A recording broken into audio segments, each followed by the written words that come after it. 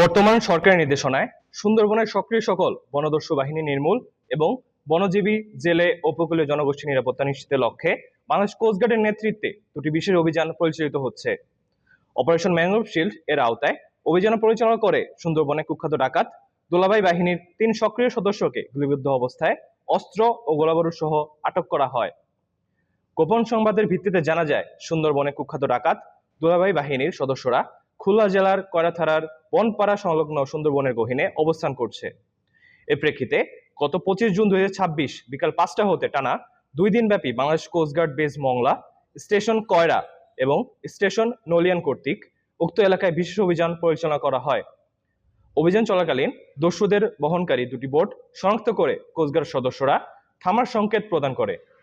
সংকেত অমান্য করে বোটে অবস্থানরত ডাকাত দল কোস্টগার্ড সদস্যদের লক্ষ্য করে অতর্কিত গুলি চালানো শুরু করে এবং আত্মরক্ষার্থে কোস্টগার্ড সদস্যরাও ডাকাতদের বোট লক্ষ্য করে গুলি ছোড়ে। উভয় পক্ষের মধ্যে তীব্র বন্দুকযুদ্ধের এক পর্যায়ে ডাকাতদের একটি বোটে অগ্নিকাণ্ড ঘটনা ঘটে এবং অপর একটি বোট ডুবে যায়। অভিযানে কোস্টগার্ড কর্তৃক 1 রাউন্ড ব্ল্যাঙ্ক কার্টিজ এবং 216 রাউন্ড তাজা গোলা ফায়ার করা হয়। বন্দুকযুদ্ধ শেষে ঘটনাস্থল তল্লাশি করে গুলিবিদ্ধ অবস্থায় সুন্দরবনের কুখ্যাত ডাকাত দুলাভাই বাহিনীর প্রধান রবিউল ইসলাম এবং ডাকাত শওকত সর্দারকে আটক করা হয়। তাদের দ্রুত কয়রা উপজেলা স্বাস্থ্য কমপ্লেক্সে নেওয়া হলে কর্তব্যরত চিকিৎসক শওকত সর্দারকে মৃত ঘোষণা করেন। প্রাথমিক চিকিৎসা শেষে বাহিনীর প্রধান রবিউল ইসলামকে উন্নত চিকিৎসার জন্য খুলনা মেডিকেল কলেজ হাসপাতালে প্রেরণ করা হয়। এদিকে অভিযানের সময় পালিয়ে যাওয়া ডাকাতদের ধরতে বাংলাদেশ কোস্টগার্ড এবং বাংলাদেশ পুলিশের সমন্বয়ে অভিযান অব্যাহত রাখা হয়। এরই অংশ হিসেবে মঠবাড়িয়া পুলিশ ফাঁড়ির সামনের এলাকায় স্থানীয় জনগণের সহায়তায় পরিচালিত যৌথ অভিযানে ডাকাত ইসরাফিল হাওলাদারকে হাতের আঙুলে গুলিবিদ্ধ অবস্থায় আটক করা হয়। পরবর্তীতে তাকে চিকিৎসার জন্য কয়রা উপজেলা স্বাস্থ্য কমপ্লেক্সে ভর্তি করা হয়।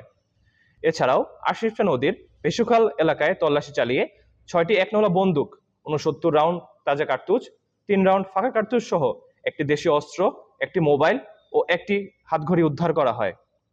আটককৃত ডাকাত রবিউল ইসলাম ও নিহত ডাকাত শওকত সর্দার খুলনা জেলার কয়রা থানার এবং ইসরাফিল হাওলাদার সাতক্ষীরা জেলার আশাশুনি থানার বাসিন্দা।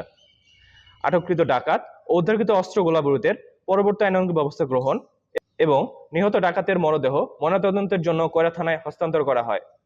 সুন্দরবনকে সম্পূর্ণরূপে দস্যুমুক্ত করতে ডাকাত ও তাদের সহায়তাকারীদের বিরুদ্ধে কোস্টগার্ড ভবিষ্যতেও এ ধরনের অভিযান অব্যাহত রাখবে।